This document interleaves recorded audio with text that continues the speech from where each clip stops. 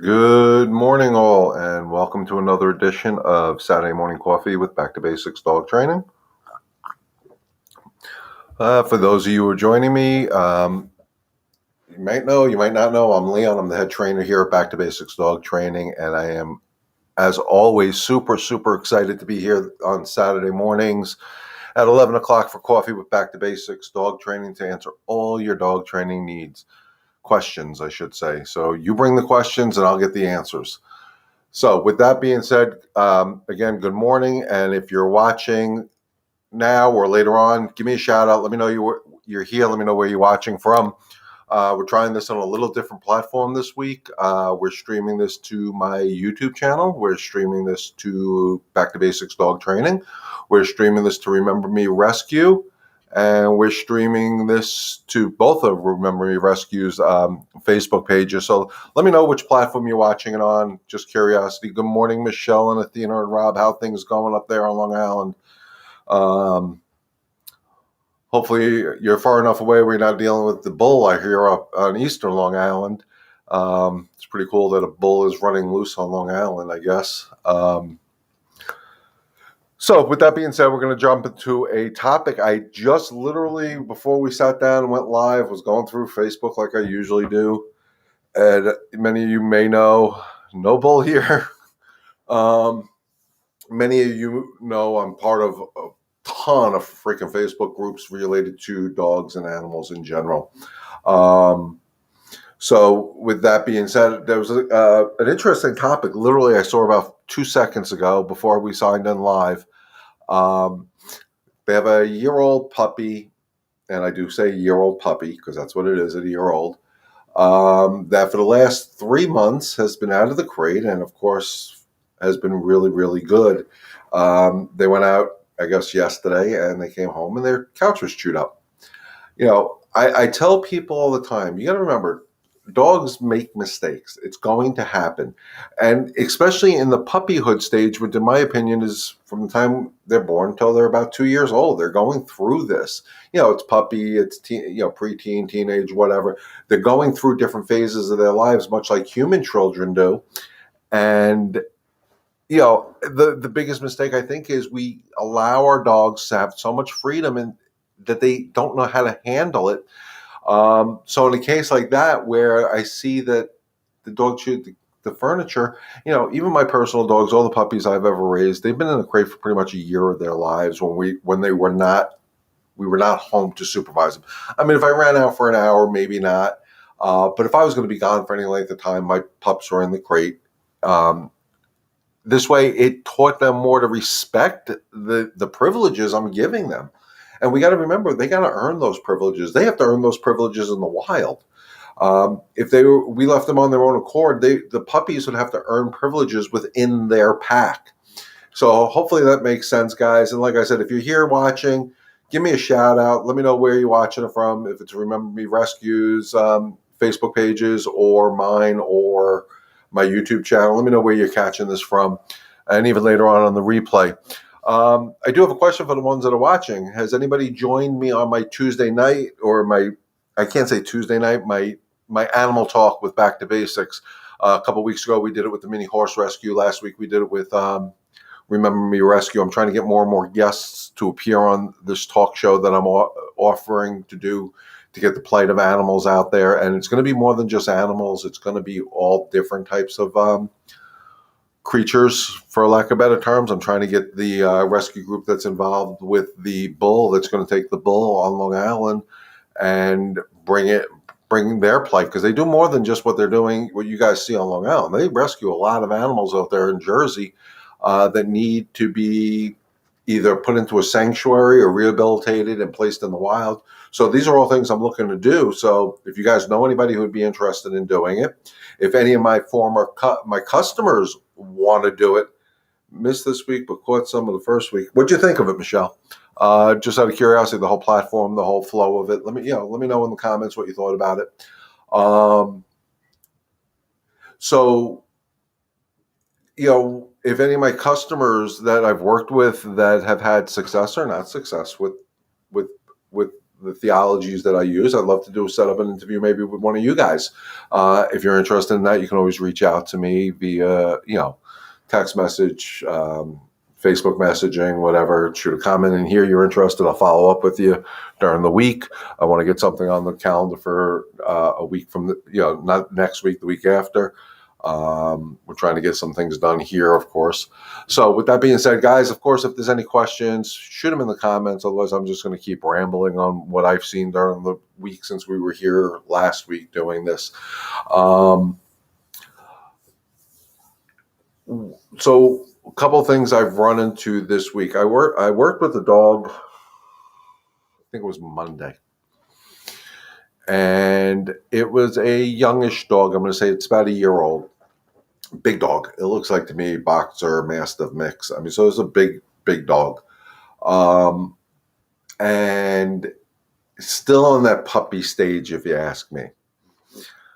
Now, I went into the home. The things I was told is the dog is vocal when it sees strangers in the house, shows teeth sometimes, very, very, very protective of its owner. And guys, don't get me wrong. I think it's great that our dogs are protective of us, and they should be, but they should be protective of us when needed, not when they make the decision, because when they make the decision, it's going to be wrong. And it's not cute. It's not, when they're puppies, it's not cute that they're being protective. You should disagree with it. They should protect you when you need to be protected.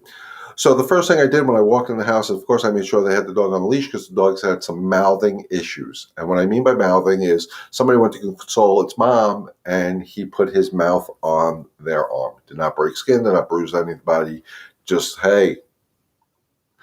And nobody knew how to discipline that from the dog. It was her sister hugging her. She's allowed to do that, console her. She wasn't having a good day, whatever it was. And the dog took it upon itself that motion was a threat. And it's real important that dog learns that's not a threat. So we have to teach them what we expect. Don't forget, again, guys, they're wild animals. They're dogs. They're meant to be in Mother Nature. They do protect their pack. But they're not going to protect their pack leader unless the pack leader needs their help. And they're going to know that without anybody saying anything. They're just going to understand those are the rules.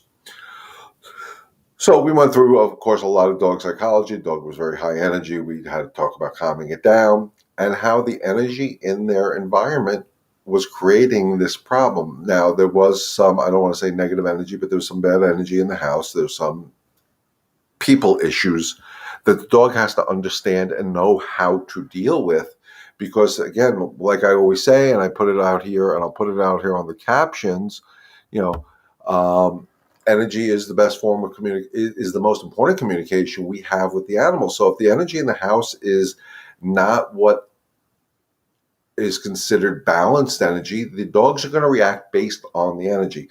So if you're in a house with a lot of kids and they're running around like lunatics, like kids always do, or you yourself have anxiety over things, you have an autistic child in the house, or somebody who's autistic, or somebody that is, not mentally balanced. I don't know if that's the right words to use.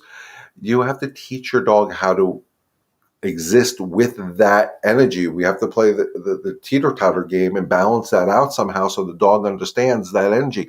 And the key to me with the dog that was protective of its owner, in the house that I went to, there was a young lady who in a wheelchair who is unfortunately disabled, and the dog didn't respond to her like he did to everybody else.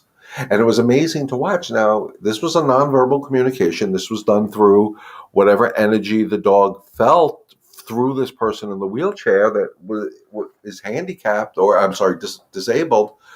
And the dog responded in kind, a lot more gentle with her. Didn't boss her around like he did the other people in the home. It was a beautiful thing to experience. So it just shows you how energy could makes or breaks the situation with the dogs. And I know I talk about energy all the time. I know it's a big topic of mine. I believe it does help. I know it helps the dogs, and I do believe if we can learn to control our own energy, we can help ourselves and each other. So again, it was kind of like a beautiful thing to watch how this dog responded to this lady who is, permanently in a wheelchair. And he responded so much gentler to her than everybody else in the house, including myself. And he, again, was what I call a misunderstood dog. They were at their wits' end, and I experienced what I consider a very, very good dog. Good morning, Nancy. How are you? A very, very good dog who was just misunderstood because, one, he was vocal. Remember, guys, growling does not mean aggression. Even showing teeth doesn't mean aggression. What shows aggression is going for a full-fledged bite. That's aggression, in my opinion. But the other stuff is communication. He is talking to them in his language, and what I mean by that is he's talking to himself in his language. So his growl is telling people something. His showing of his teeth is telling people something. It's how we interpret what he's saying, how we're going to move him past it, so he doesn't stress out. So, and I'm going to segue a little bit off of that. The other night, Wednesday evening, when I was interviewing Michelle from Remember Me Rescue, somebody popped on a comment about and I believe it was a 4-month-old puppy that has started showing food aggression towards humans and towards other dogs. And it actually took me back a little bit. I'm like, whoa, a 4-month-old dog showing freaking food aggression? What the hell's going on here? So one of the things, talking it through, talking to other people in my industry, I definitely realized, and I didn't click until I talked it out a little bit, is when we have puppies, we will go to feed them. They're excited to be fed, and they go out all back crap crazy. Oh, food, yay. Food is real good to them. I mean, it's good to me too. I get a little crazy depending on the meal that's cooked or the meal that's put in front of me. So we all think it's cute when they're puppies, but what we're actually creating is that the food is more important than the person providing the food. So if the food is more important to an animal, they're going to guard or protect their food. And I've told this to people a lot. The dog owns nothing. It's not the dog's food. It's my food. I'm nice enough to give it to you. And what it starts with is the number one issue I see with all dogs I work with, even dogs, if anybody here volunteers at a shelter or at a rescue, let me know if I'm wrong here. Most of the dogs that are in the shelters, I know on Long Island, are overexcited dogs that people don't know how to control, and they try to control the overexcitement with anger and frustration. And then what ends up happening, can't get you on Facebook, Jane and Benji, but you got me here on Facebook.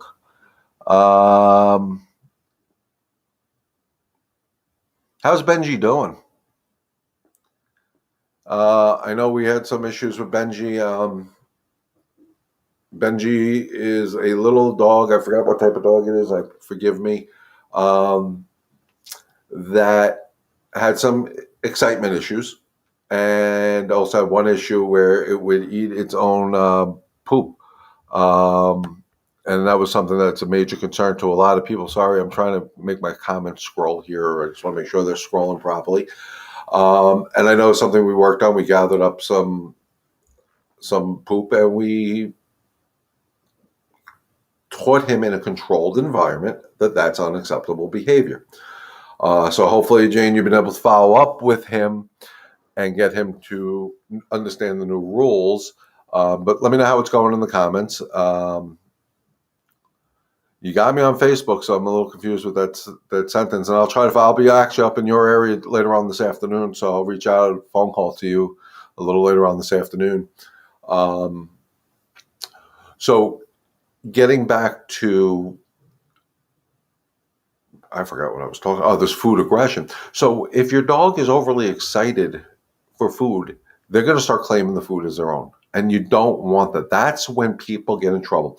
The other thing Michelle and I talked about on the animal talk with Back to Basics dog training was people who stick their hands into the dog's food bowl. That is such an old wives' tale, whatever the saying is, such a bad thing to do. I'll tell you now, all the dogs I have had in my life, I've never stuck my hand in the dog's food bowl. Never will. Think it's dopey. Think it's ridiculous. I understand the concept, but I don't think it's the smartest thing to do. Again, because food is very primitive. Remember, animals understand instincts. Instincts is I need food to survive. So by putting your hand in there, the dog can take that as a challenge. And that's unacceptable. And I know what I'm going to hear. But I got to worry about my kids. I got to worry about my grandkids. Well, teach your kids and your grandkids not to stick their hands in the dog's bowl. What I expect from my dogs when they eat is that a human can be by them, near them, petting them, walk past them, whatever, and they're not allowed to react to their food. But you, as their leader, needs to be more relevant than their food. Let me know if this all makes sense, guys. And a lot of times what I see when it comes to food aggression is the dog actually looks at the human as a vending machine or a Pez dispenser, I say, where they're just a supplier of food. They're not relevant. And if you're not relevant, that's a recipe for disaster. That's a recipe for a dog to think, I need to protect this that is mine. And that can't happen. It is totally unacceptable. So what you want your dog to do is learn to coexist with you next to it while it's eating. So when I feed puppies, I stay with them from the time they're puppies until I feel they're done with that stage of their lives, whatever that may be. I stay with them. I stay near them. I don't put my hand in their food bowl. I'll pet them. I don't take away their food while they're eating. And I've seen all these things out there in YouTube world where people say, oh, you want to take the food away? Put your hand in there. Man, that's a bunch of crap. Don't do it. Unless you want to take a chance of possibly getting bit by your dog. Never play with the food. If I have a filet mignon and potatoes on my plate and somebody sticks their hand on there, the odds are I'm going to stab them with my fork. So think about it that way, guys. Think about what is more natural to the dog. Coexist. Not put your hand in there. And that 4-month-old puppy that's already exhibiting it, think about it. It's 4 months old. It's still tiny. And it's exhibiting a food aggression? I mean, don't get me wrong. It could be bad breeding. It could be a lot of things that are going on. But most of the time, it's not. Most of the time, it's human created. And the humans created by doing things they shouldn't do. One, feed the dog when they're excited. You're rewarding excitement. What's the one thing I keep saying? Stop rewarding excitement. Dog gets excited on their own. You need to disagree with it. Dog can only get excited when I ask it to get excited, when I want to play, when I want to do something that should be excitable. So if they're doing it on their own, you got to disagree. It's like your kid's taking your car without permission. You're going to disagree with it. And it's okay because you're going to teach them a better way to do it. And remember, it's real important we use our nose and our nopes or our hays or whatever disciplined sound you're going to use, but you got to turn those into yeses. Bobby, friends rescued a 2-year-old Pomeranian from Puerto Rico. I'm going to put this comment up so everybody can read it along with me. 2-year-old Pomeranian and had hernia surgery. He was loving for the first several weeks. Now he's become aggressive and bites them while they are laying there on their lap and being pet. This has become a daily occurrence. Okay, well, one, I mean, to me, dog up on my lap has to re-earn that privilege. And here's, again, I'm going to surmise what I think is going on, and we can take this and run with it. And of course, ask any questions. I'll try to help out as best as I possibly can. Here's what happened. We rescued this 2-year-old Papillon from Puerto Rico. We felt bad for it. Oh, you poor baby, you're running the streets in Puerto Rico. Oh my God, oh my God. And we babied the crap out of this puppy from the time it came to our homes here in the United States or wherever they are And they didn't set clear, decisive rules for this dog. Now, I don't care if it's 2 years old. If I bring a dog into my home that I'm going to rescue, first thing it's going to learn is its crate and where it belongs in my world.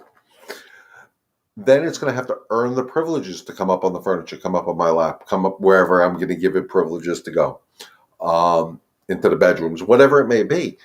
I know it's a small dog, so small dogs get different rules in people world, not in my world. But by not setting clear, decisive rules from the time they brought this dog into the home, set it up for failure. It had hernia surgery. And when dogs have surgery, guys, we feel horrible for them. We do. As humans, we feel, oh my God, the poor baby. Oh my God, you poor baby. And we baby the crap out of them. And here's what I'm going to tell you. I've been around dogs that have a surgery that have other pack member dogs. The other dogs don't feel sorry for them. Why do we? So by babying them after surgery, you're actually creating a negative effect. What they still are looking for is that calm, assertive pack leader that's still going to enforce the rules and still going to do things. It's the old, baseball additive. You get a pitcher throws a ball and hits you, rub some dirt on it and move forward. And that's more the attitude we have to use when our dogs have these surgeries. Yes, we got to protect them. Yes, if they have surgery, we got to make sure they have their cones on so they don't lick their incision. We got to make sure their excitement levels are down so they don't hurt themselves. And yes, we have to do all that, but we don't need to coddle them the way we would coddle our human babies that go through this. So, my guess with the Papillon is twofold. Came from Puerto Rico. People felt bad for it. Didn't set clear, decisive rules from day one. And second, it had surgery and I'm sure it got spoiled a lot during the recoup. So I hope that helped. Remember Me Rescue. I know sometimes it's concerning when some dogs are so food aggressive that if food falls on the floor, maybe when the kids are eating or during dinner, a dog fight may ensue. I'm going to put this up here for some reason I can't see the whole comment. Might ensue for the person might be bit trying to pick it up. How do you work that? Well, one, if it's around human foods, I don't allow dogs around when people are eating. Even my personal dog Zoe, when we eat in the dining room at the dining room table, she's not allowed there. Period. End of discussion. But I also teach dogs that food on the floor is not theirs. How do I do that? I put food on the floor, and I drop, and they're not allowed to touch it. Just because the food's on the floor doesn't mean it's yours. So this will save that problem when the kids are over, the grandkids are over, whatever, and they're running around with their Cheerios that they're notoriously going to drop. I can't tell you how many phone calls I get that the child dropped the Cheerios, went to pick up the Cheerio, dog went first. Dogs win that battle all the time. Dog didn't bite the kid, it went for the food. As far as multiple dogs, they shouldn't be underneath. First of all, dogs should not be in that confined type of space underneath the table, underneath chairs during food. Food is primitive. I talked about this. And the excitement level that we have allowed our dogs to get for eating creates problems. So if you have two dogs and they're both underneath the table and somebody drops that piece of steak, they're both going to go for it. It's a primitive thing. It's fight for survival. Whoever wins gets the piece of meat. Well, why are they there? That's where the place command comes in handy, guys. Or like for me, it's very simple. I just out and they're not allowed there. And they have to go lay down. They're not supposed to be staring at me while I'm eating with drool coming out of their faces. I don't want to see any of that when I eat. And we have to teach them that, because don't forget, our food smells better than their food. So they're going to salivate more. They're going to get more excited. They're going to do it. But it's our job to teach them that's not acceptable in our world. But you have to take the time and be willing to do this. So it's a labor of love like anything else. So you can use a place command. Tell them when you're eating or when you're cooking, because that's another disaster when dogs are in kitchens when people are cooking. Go to your place. And dog should go to its place and not come off until you tell them otherwise. So that's something you should pay attention to. If you don't have a dog bed or a place where they can go, like what I do with Zoe is out. And I'll tell you now, when I first started teaching my dogs that out command to get the hell out of the dining room, it took a long time. There were meals that took me, instead of the normal 15, 20 minutes to eat, took me an hour, 2 hours to eat, because every time they came into my dining room, I'd get up, out, and guide them to what I wanted. And when they did it, I praised them, because don't forget, the out is the bad word, for lack of better terms. And yes, good girl. Nancy says, I've done the same thing with all my dogs. They're not allowed to eat food off the floor unless I tell them they can have it. This has avoided a lot of issues, including preventing them from eating things that are not good for them, such as chocolate. Absolutely, it's the best thing in the world. I take it to the umpteenth level. I personally don't think dogs should be able to take food off the floor. Dogs should only get food if I hand it to them or if it's in their bowl. I don't even do that thing with the treats where you put it on the floor. Leave it. Okay, now you can have it. No, I don't play that game. I think we need to change that up a little bit. I think there's a need to prepare for kids someday class, because it's common reason dogs are giving up. Absolutely. I remember back in the day, and maybe it's because it's a different world we're in today than when I grew up, but we knew when our dogs were eating growing up in my house, we didn't bother them. We left them alone. We respected their personal space the same way we need to respect each other's personal space. Dogs demand personal space. That's why, when you have multiple dogs, you don't feed them side. You can feed, if they're calm dogs and they're really good dogs, you can feed them side by side. But in most cases, I tell you, never feed them side by side. If you have two dogs, feed them on opposite sides of the room, but then you have to supervise them. And once one's done, that doesn't mean they can go over to the other dog's food bowl, because that will be a fight waiting to happen in most cases, not always. But the same thing, if dogs are eating, tell the kids to stay the hell away from the damn dog. And stop the kids, even when they're in high chairs, from thinking it's cute to give the dogs food and throw food on the floor or accidentally drop food. Good morning, Ann. What are some suggestions for stopping a small yappy dog from constantly barking at everything? Tenants coming into the front, mailman, joggers, landscapers. It's been a year of constant corrections and it's still bad. Any techniques? Absolutely, Ann. Thank you for asking the question. We're going to pop that up here too, so my viewers can read it, because me reading it doesn't always work. So again, when I use the word no or nope, that to me is final. You're never allowed to do that ever again. Well, barking is one thing I want my dogs to do, to a point.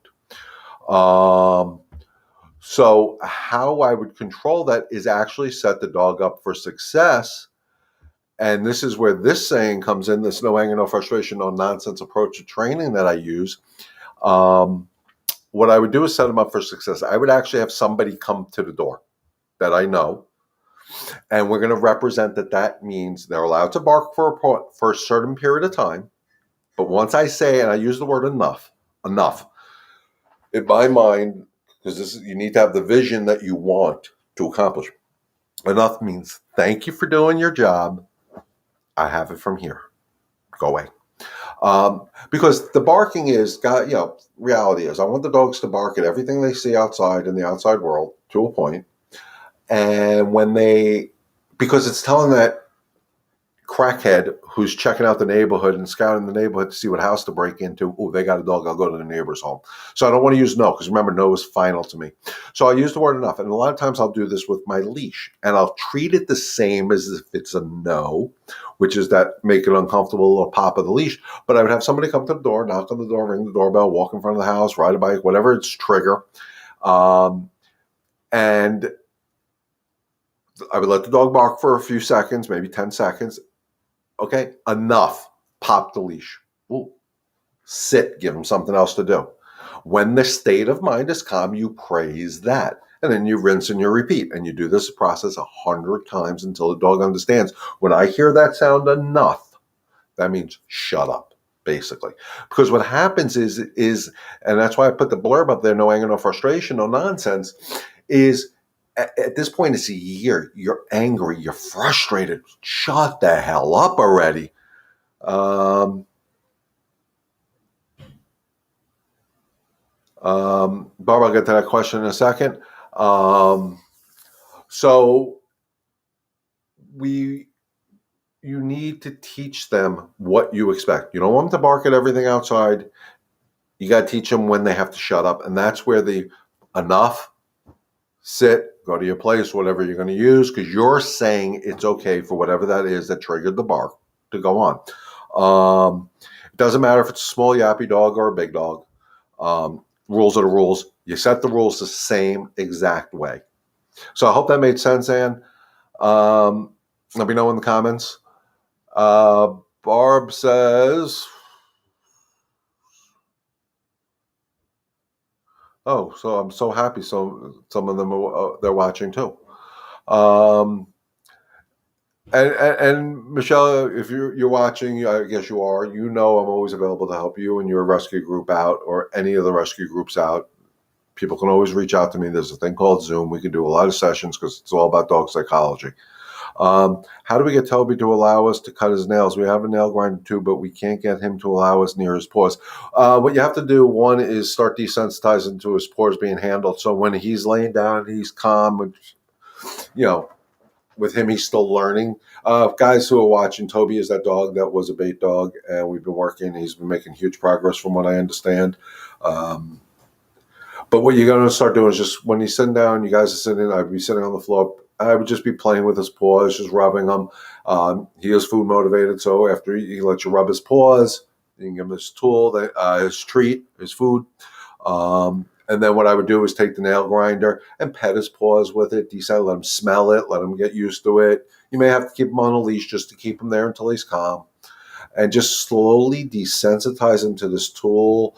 If this is the grinder, you're just going to pet his paws with it. Good boy. Yeah, see this? Let him smell it.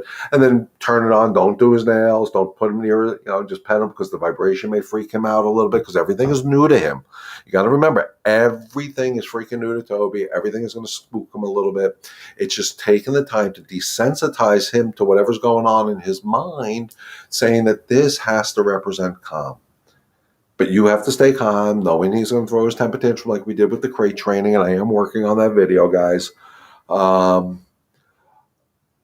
Just desensitize him to it so he understands that this is not a bad thing. And then eventually you put it on his nail where it's just, you just put the grinder on his nail, take it away, good boy. Do it again, then maybe get one nail done. You got to judge it based on Toby, but you just want to really desensitize him. Start with playing with his paws, just playing with them. No tools, no nothing. Then maybe incorporate the grinder into it. But the more you walk him also, and not so much on the grassy areas, I know we have to be careful. We have to be very, very careful with the heat down. Right now it's summertime, the concrete and the blacktop are hot. But the more you can walk him in areas that are rough, like the concrete and the blacktop, those nails will grind down themselves, which is not a bad thing. I still haven't found a tennis court for you guys to let them run a little bit. Hopefully you guys have. Thank you. Told friends what you said about their rescue from Puerto Rico. They said it's the first advice that had that makes sense. Go great. And but I hope I'm saying your name right, Bobby. Let them know they can reach out to me here via Facebook. Shoot me a comment in here. We can always set up a Zoom session so I can really go into the psychology of what this dog needs with them, because it's not about me handling the dog. As many people know who have worked with Michelle, I know you're on here. It's not about me handling the dogs. I don't need to handle the dogs. I need to explain to you how to handle your dog. So it's a great format, that Zoom. It has worked for literally hundreds of people, so it's something I can always throw out there to offer. And again, I'm loving the questions today. I'm loving the segues into some of the things that we're discussing. And let's just keep the ball rolling. So if there's any other questions, I know Michelle, thank you again, Michelle, if you're still watching, for taking the time with me Wednesday night to do that interview. We've had a lot of views on that video. I'm happy about that. I want to get more and more people involved. So like I said, guys, if you know anybody in the animal world, in a rescue, it doesn't necessarily have to be dog related. This is about animals, who you think I can interview, let me know. Give me their contact information in the comments, or send me a private message or text message me. Let me know how I can get in touch with them, and I'll be happy to talk to them. If any of my customers want to do an interview with me via this platform, I'd be happy to do that as well. So maybe you can help other people help their dogs. Um, but if there's no other questions, guys, as always, I so appreciate you guys letting me in your homes every Saturday morning, um, to live out this goal of mine that I just put down here. Together, we can help one dog and one family at a time. That is such an important part of my life. It's my mission statement in my life. And by you guys opening up your homes to me every Saturday morning, um, it helps me fulfill that dream and goal of mine. Um, and if you get one thing out of it, and you can pass it on to somebody else. Um, Bobby, you passed it on to your friends. Hopefully, it helps them. They can always reach out to me. Um, but with that being said, guys, if there's no other questions, as always, stay healthy, stay safe. God bless. And remember, together we can help one dog and one family at a time. Enjoy the rest of your weekend, guys, and we'll see you next Saturday.